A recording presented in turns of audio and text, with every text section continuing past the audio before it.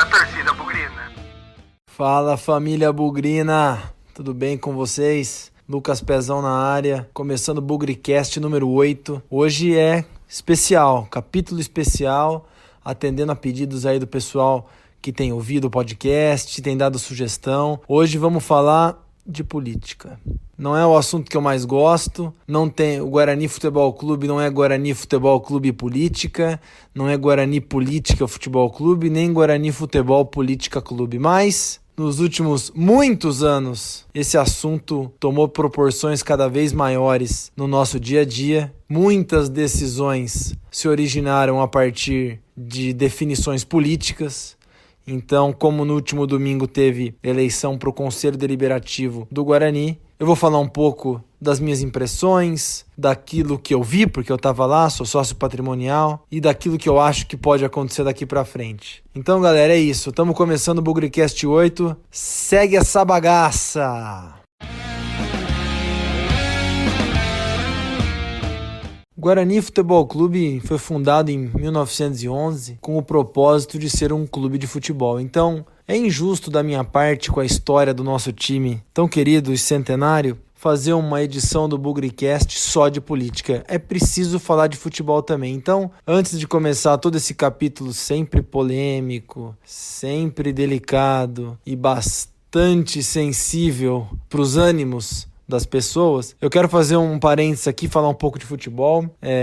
O empate com o Sport, mais uma vez aí, como eu comentei, parece que a maré tá vindo pro nosso lado. Eu tô gravando esse BugriCast aqui durante a complemento da 13ª rodada da Série B. Vamos ver o que vai acontecer aí com os nossos concorrentes diretos, mas acho que as coisas parecem melhores. Sexta-feira tem um jogo duríssimo contra o Bragantino em casa, estarei lá. Contamos aí com a presença da torcida do Guarani, porque é um jogo difícil, mas uma vitória vai fazer com que os ânimos virem de vez, as coisas fiquem cada vez mais positivas e a gente vá num astral completamente diferente pro derby. Então, pessoal, tem muita coisa em jogo na sexta-feira. Além dos 3 pontos, tem uma recuperação, tem um astral positivo, uma mudança definitiva de ares no Brinco de Ouro, já tendo em vista o derby no outro sábado. Então, vamos pro brinco, vamos apoiar, vamos evitar fazer aquilo que aconteceu contra o São Bento. Logo depois que o São Bento empatou, começou uma pancada de xingamento, de crítica, jogador nervoso. Vamos com calma. Como eu disse nos outros jogos, os pontos serão conquistados na marra, no coração, na raça. Não tem como a gente querer que esses jogadores, que são limitados tecnicamente, do dia para a noite passem a ser gênios, passem a ser craques. É na raça, é no coração, é no carrinho, é na roubada de bola, é no ombro a ombro, é na força. Então, sexta-feira é mais um capítulo dessa batalha. E vamos que vamos. Bom, então vamos lá. No último domingo, o Guarani teve aí eleição para o Conselho Deliberativo. Sempre bom lembrar que essa eleição, deveria ter acontecido em março, não em julho. Deveria ter acontecido ali no meio para o final do Campeonato Paulista. O conselho, que seria eleito em março, deveria tomar posse em abril, dia 2 de abril. Mas por uma série de desorganizações, por uma série de liminares, problemas jurídicos, o Guarani chegou a ficar sem conselho, porque o mandato do conselho eleito em 2016 para o triênio do 17 e 18 e aí um pouquinho de 19, ele acabou, em tese, segundo o estatuto, ali nesse período entre março e abril. E ninguém deu opinião, ninguém se posicionou se o conselho ia existir, não ia existir, que decisões ia tomar, enfim. A verdadeira casa da mãe Joana. Coisa que a gente não tá muito desconhecido. A gente não estranha ver esse tipo de coisa. O que aconteceu no conselho, nesses 3 meses aí praticamente que antecederam, 4 até meses que antecederam a eleição, foi um reflexo de tudo aquilo que virou o Guarani nesses últimos tempos. Mas acho que o foco não é esse. Com muito atraso, com muitas discussões jurídicas, a eleição aconteceu no último domingo. Então, relembrando, 3 chapas. A chapa Hoje Sempre Guarani, que tinha como principal liderança o ex-presidente Orley. A chapa Nova Jornada, que tinha como principal representante o atual presidente do Conselho de Administração, o Palmeirão Mendes, filho. E o Renova Guarani, uma chapa encabeçada aí pelo meu amigo Marcelo Galli. Inclusive, meu nome constou ali como um dos aspirantes ao conselho da chapa Renova Guarani. Eu não escondo de ninguém, eu já falo isso em todas as oportunidades que eu tenho. O pessoal aí que organiza o Renova Guarani, eu tô desde o começo, talvez hoje participando muito menos do que eu já participei um dia por uma série de compromissos profissionais, mas são todos meus amigos, pessoas em que eu confio, pessoas de arquibancada, pessoas de caravana, pessoas que ninguém jamais vai questionar a índole, o sucesso e a presença do Guarani na vida dessas pessoas. O Guarani não apareceu na vida dessas pessoas, desses meus amigos. São segunda, terceira, quarta geração de bugrinos. Então faz todo sentido para aquilo que eu entendo como o que é melhor para o meu time, eu fazer parte do grupo do Renova. Então eu acho que esse é o pano de fundo, eleições desorganizadas, foi a participação de 3 chapas. E agora dou um pouco mais de detalhe do dia e um pouco mais do que eu achei dos resultados.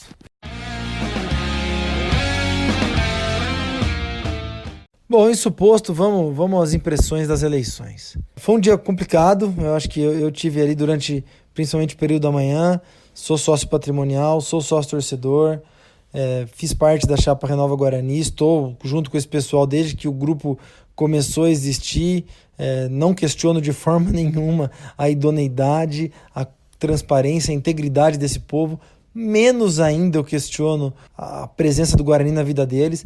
Muitos ali são meus amigos de mais de década, outros tantos eu conheço das arquibancadas, muitos de caravanas. Então eu acho que não dá para negar que o Renova Guarani é um grupo formado por pessoas interessadas em fazer o Guarani maior, retomar as suas origens, fazer um trabalho de bugrino para bugrino. Uma coisa parecida com o que eu faço aqui no Bugricast, gente. Isso aqui é para o torcedor se sentir representado da mesma forma como o trabalho do Renova Guarani é para fazer com que o torcedor se sinta representado. E aí vem minha primeira reflexão dessas eleições. Vamos lembrar que ali aconteceram 3 eleições, para o Conselho Deliberativo, para o Conselho Fiscal e os representantes dos sócios torcedores, ou seja, sócios torcedores que preenchiam os pré-requisitos poderiam votar em outros sócios torcedores que se dispuseram a concorrer nas eleições. E aí vem uma coisa muito legal, né? Eu acho que o Guarani ele é dividido em muitos grupos, a gente sabe disso, mas existem 2 corações nesses grupos. Um é a preocupação com o lado social, com o clube, com a piscina, com a sauna, com o campo de futebol, com o campeonato interno, que é justo, legítimo. Eu acho que são pessoas que se identificam com aquele espaço social e querem fazer amizades, querem aproveitar ao máximo. E tem o grupo que está preocupado com o futebol. O Guarani, em 1911, não foi fundado para ter piscina. A piscina veio depois. O Guarani foi fundado com o objetivo de ser um clube de futebol. Então, hoje, o Guarani tem uma camada importante da torcida ou dos sócios que está preocupada com o futebol. E aí vem a reflexão importante, né? 73% dos votos dos sócios torcedores, ou seja, daqueles caras que não são sócios patrimoniais, não são frequentadores do clube, estão mais preocupados com a bola rolando, 73% desses votos foram para o Renova Guarani. Eu acho que isso é um reflexo muito legal, como a torcida do Guarani de forma geral, se identifica com o Renova Guarani, e mais do que isso, não está satisfeito com as outras 2 chapas, os outros 2 grupos políticos, ou seja, não se identificam neles. Acham que eles não são as pessoas mais corretas, as pessoas mais indicadas para tocar o Guarani. O lado negativo disso, pessoal, é que deu para ver também que foram mais ou menos 200 e poucos votos de sócios torcedores, e eu, Lucas Pezão, achei muito pouco. Eu não sei quantos sócios torcedores estavam aptos a votar, também não tenho dúvida nenhuma que se fossem mais sócios torcedores, o resultado a favor do Renova Guarani seria igual ou maior, tá? Não tenho dúvida nenhuma disso. Mas eu não sei se faltou comunicação, eu não sei se a torcida, sócios torcedores estavam a par que eles poderiam ir lá votar, ainda que em apenas uma pessoa, mas eu acho que a gente vê a torcida protestando, a gente vê a torcida insatisfeita, o número de sócios torcedores do Guarani, ele é superior a 1.500, 2.000, 2.500, depende aí de como o time tá com as campanhas, mas muito pouca gente indo votar, né? Eu acho que se a gente quer que o Guarani tenha decisões voltadas para o futebol e tomadas pela sua torcida, fica um puxão de orelha aí pro pessoal das arquibancadas dos sócios torcedores para participar mais, gente. Esperava um pouco mais assiduidade e frequência, porque reclamar na arquibancada, se você não tem condição de ser sócio, ok. Se você não tem condição de votar, ok. Agora, uma vez que você é sócio torcedor, será que não podia ter ido lá votar, participar mais? Fica um pouco aí uma reflexão para a gente prestar atenção.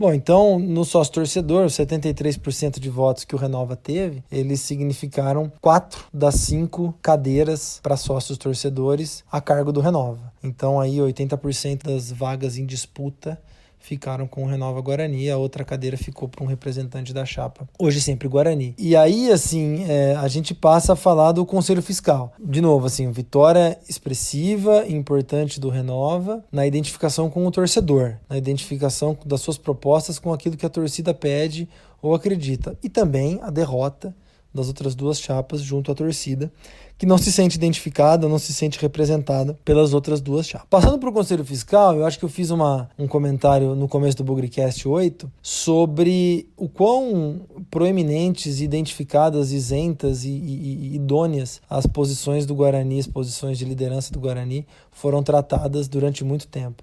Eu acho que o Conselho Fiscal representa isso, representa a necessidade da transparência, da correção da idoneidade. Mais uma vez, o Renova Guarani saiu na frente com 3 cadeiras contra 2 da chapa Hoje Sempre Guarani. Importante dizer qual é o papel do Conselho Fiscal, que eu não sei se é claro para todo mundo. O Conselho Fiscal não trabalha no dia a dia das movimentações e operações financeiras do Guarani, receitas e despesas. O Conselho Fiscal do Guarani, ele, junto com uma auditoria independente, ele é responsável por direcionar e avalizar as aprovações das contas do Guarani. Então, é o Conselho Fiscal que vai dar uma olhada se as receitas estão corretas, se as despesas estão corretas, se o fluxo de caixa está correto. Não vai fazer nenhum tipo de gestão sobre o dia a dia. Isso fica a cargo do superintendente executivo. O Conselho Fiscal é um órgão fundamental para aprovação de contas. Ele vai dar os pareceres se os nossos resultados trimestrais estão corretos, se o Guarani é uma entidade transparente.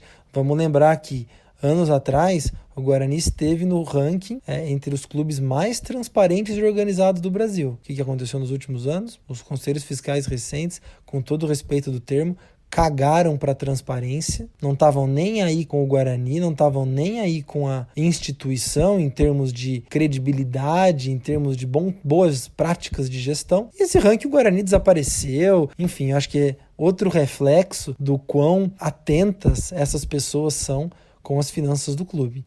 Então a vitória do Renova Guarani é mais um indicativo de que nesse grupo estão pessoas preocupadas com a saúde financeira do clube, estão preocupadas em se o Guarani está fazendo a coisa certa do jeito certo. Não estão preocupadas em mascarar número, esconder informação, tentar enganar o Conselho Deliberativo e a opinião. Então, acho que fica aí mais uma mensagem sobre o quão importante é o papel do Conselho Fiscal e a segurança que o Conselho Fiscal vai ter daqui para frente com 3 representantes do Renova contra 2 da chapa Hoje Sempre Guarani.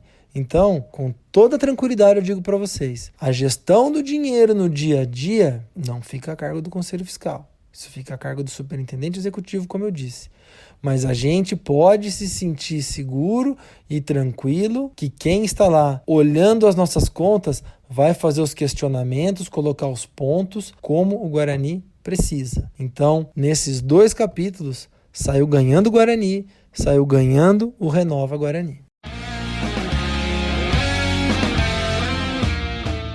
Bom, e a última eleição é a do Conselho Deliberativo. Importante dizer que é uma eleição diferente da eleição do Conselho Fiscal e das 5 cadeiras do Conselho Deliberativo destinadas a sócios torcedores. Essas 2, elas são nominais. Então, as cédulas de votação, elas constavam o nome dos candidatos ao Conselho Fiscal e as vagas para o sócio torcedor. A eleição do Conselho Deliberativo, ela é feita por chapa. Então, quando você ia lá votar, pegava a cédula de Conselho Deliberativo, você escolhia a chapa. Cada chapa era constituída por 100 nomes e desses, então assim, naturalmente esperava-se que pelo menos 300 pessoas fossem votar e que pelo menos cada chapa tivesse seus 100 votos, que são aqueles referentes aos participantes de cada chapa. E aí começam as outras análises que podem ser feitas, né? Primeiro que o número de sócios que votaram foi levemente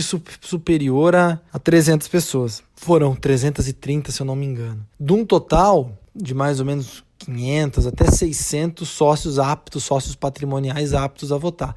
Então, mais uma vez, uma participação muito baixa, próxima aí de 50% dos sócios patrimoniais. Muito pouco. Da mesma maneira que o sócio torcedor me pareceu uma presença ainda menor, o sócio patrimonial também compareceu em número muito baixo. E olha que a eleição foi de domingo. Normalmente as eleições do Guarani são durante a semana, então é mais complicado. Pessoas que têm compromissos profissionais fora de Campinas, que moram fora de Campinas, é mais difícil vir para o Guarani votar. Essas pouco mais de 300 pessoas acabaram elegendo a chapa Hoje Sempre Guarani em primeiro lugar. O Renova Guarani ficou em segundo, com 119 votos. E aqui tem uma informação importante. Previsão de votos do Renova ficou entre 120 e 140, por aquilo que os membros da chapa estimavam. Então ficou dentro das expectativas. O que foi extremamente decepcionante, e não uma surpresa para mim, foi a votação da chapa Nova Jornada do Palmeirão. Pelo amor de Deus. Não chegou a 60 votos, ou seja, nem passou perto dos próprios membros da chapa irem lá votar. Então, foi um reflexo de total falta de base do Palmeirão no clube. Ele, no fim, acabou juntando os mais variados grupos do Guarani aí no afã de montar uma chapa. É bom lembrar que um dos motivos pelo qual, ou talvez o motivo principal, né, pelo qual a eleição não aconteceu em março, foi porque a chapa do Palmeirão tinha sido impugnada por irregularidades nas inscrições de sócios e, no fim das contas, foi para a justiça, enrolou o processo e só agora as eleições aconteceram. Então, antes ele não tivesse nem participado lá atrás, porque ele brigou para ter uma chapa, para ter uma votação medíocre. Esse desmembramento dos votos aí, então, é importante dizer, né? As cadeiras, as 80 cadeiras do Conselho Deliberativo destinada aos sócios patrimoniais, elas são divididas proporcionalmente ao número de votos das eleições. Então, os 57 votos do Palmeirão representaram aí 14 cadeiras para a chapa dele. Ainda assim, gente, ele teve aí quase 20% das cadeiras do Conselho Deliberativo para ele. O Renova Guarani ficou com 29 e a chapa Hoje Sempre Guarani ficou com 38 cadeiras. Então, do sócios patrimoniais. Isso quer dizer que o Conselho Deliberativo com 85 cadeiras, ou seja, 80 dos patrimoniais e 5 dos torcedores, acabou sendo distribuído da seguinte maneira. A chapa Hoje Sempre Guarani fez 38 nos patrimoniais, mais 1 no sócio-torcedor, 39. O Renova Guarani fez 29 nos patrimoniais, mais 4 no sócio-torcedor, 33. E o Palmeirão não fez nenhum sócio-torcedor, ficou com 14 cadeiras para a chapa dele no Conselho Deliberativo. Qual que é o grande trabalho do Conselho Deliberativo? É trazer para a discussão os assuntos mais importantes do dia a dia do Guarani. Importante dizer que quem toca o dia a dia é o Conselho de Administração, formado por 7 pessoas, cuja eleição vai acontecer no ano que vem. O Conselho Deliberativo, como o nome diz, delibera sobre os mais variados aspectos. Pô, Pezão, o que o Conselho Deliberativo delibera? Por exemplo, o valor das mensalidades. Todo ano, o Conselho de Administração, a Superintendência Executiva, faz uma proposta de valor das mensalidades. O Conselho Deliberativo aprova ou reprova o orçamento do ano. Então, as receitas e as despesas. E uma série de outras definições pertinentes aí para o dia a dia do Guarani. O que está muito em jogo, e é isso que a gente vai ver daqui para frente. O Conselho Deliberativo, para muitos, e para mim inclusive, ele é o órgão mais importante, em paralelo ali com o Conselho Fiscal. O Conselho de Administração está no dia a dia, mas para mim ele é o mais importante porque o Conselho Deliberativo tem poderes no limite, começar um processo de destituição de presidente. E recentemente, não precisamos falar aqui de destituição, o Guarani tem uma pauta muito pesada, polêmica para se votar, que é, eventualmente, um projeto de cogestão de futebol e terceirização. No limite, quem vai votar é a Assembleia de Sócios, ninguém questiona isso. Mas é importante o parecer e a opinião dos conselheiros. E eu acho que é isso que está em jogo daqui para frente. A briga pela presidência do Conselho Deliberativo já começou assim que a eleição acabou. No próximo dia 5, na segunda-feira da semana que vem, todos esses 85 conselheiros vão tomar posse. E ao tomarem posse, acontece ali uma eleição para ver qual vai ser a mesa do Conselho Deliberativo, que vai presidir as reuniões, o secretário, fazer as atas das reuniões, ou seja, vai fazer o estatuto ser cumprido dentro de tudo aquilo que se preza dentro do nosso estatuto. Então, é uma posição extremamente importante e eu faço aqui já um alerta. Eu não estou mais inserido no dia a dia, mas eu imagino que os bastidores devam estar pegando fogo, porque com toda essa questão da votação da cogestão do futebol, dos projetos, que invariavelmente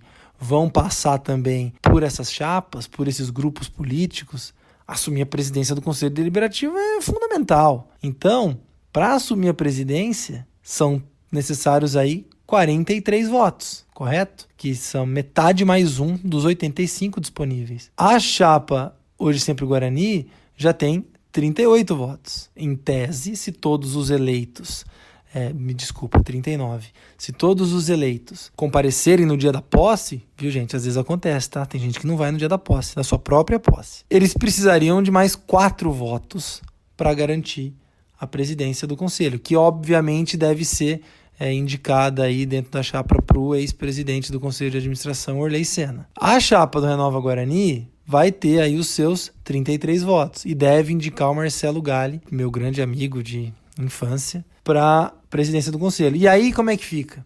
Os votos da chapa Nova Jornada do Palmeirão são valiosíssimos e de verdade vai ser o grande momento para ver se de fato, de verdade, Orley e Palmeirão estão brigados ou não.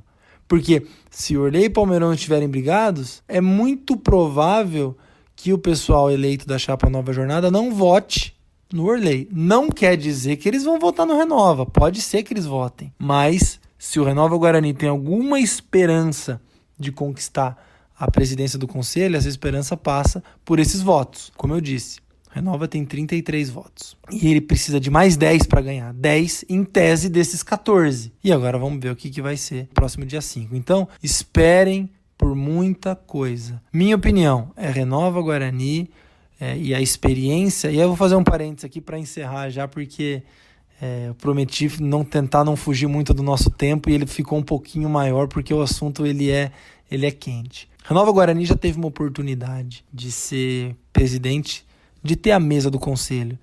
E como eu disse em edições anteriores aqui do Bugrecast, foi a atuação mais exemplar de um conselho deliberativo nos últimos muitos anos e no período provavelmente mais tenso da nossa história. Durante todo o processo de leilão do Brinco de Ouro, era o Renova que estava sentado ali na presidência, na vice-presidência, na secretaria do Conselho Deliberativo. Era o meu grande amigo Antônio Oliveira, infelizmente falecido num trágico latrocínio, homicídio, eu não sou da área, mas que deixou a gente muito triste e abalado 2 anos atrás. Era o Gustavo Prado, membro do Renova, recém-eleito também. Era o Marcelo Galli, que já tem experiência, então ali o negócio funcionou. Por manobras políticas, nessa última gestão de 2016 a 2019, o Renova foi colocado de lado. Quem assumiu a presidência do conselho foi um pessoal que não tinha a menor preocupação em se fazer cumprir o estatuto.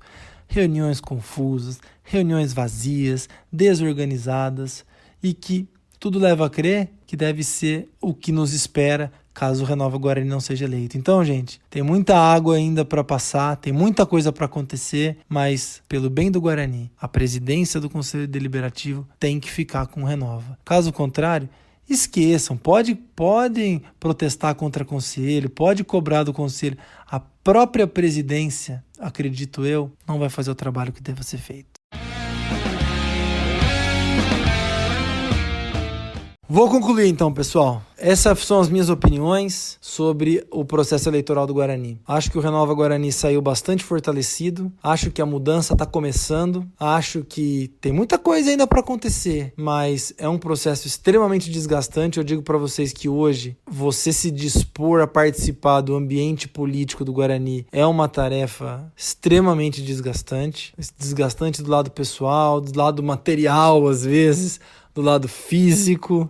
Então não é fácil, não é fácil. Às vezes muita gente que está ouvindo esse áudio aqui tem sonho de ser conselheiro, ser presidente do Guarani. Pessoal, tem muito interesse por trás, tem muita coisa imunda, não é nem suja, rolando nos bastidores. Então tenham paciência e vamos torcer para que dias melhores venham, se possível, com o Renova Guarani. Eu não tenho nenhuma esperança de dias melhores com participação desse pessoal que há muito tempo já está aí no Guarani e acrescenta muito pouco. A minha opinião é Renova Guarani para sempre e assim vamos dar uma chance para esse pessoal, porque as poucas chances que esse pessoal teve já foram suficientes para mostrar competência, qualidade e aquilo que eu falei lá no começo do Bugrecast 8. Idoneidade, transparência, correção, competências dignas de pessoas do bem e preocupadas com a instituição. Um abraço, pessoal!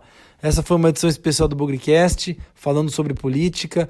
Próximo vamos falar de futebol, vamos falar de Bragantino, se Deus quiser, com uma vitória. Hoje, sempre Guarani!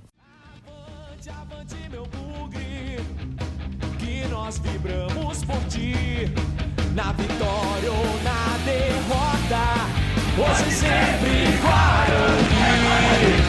É Guarani, é Guarani, é Guarani.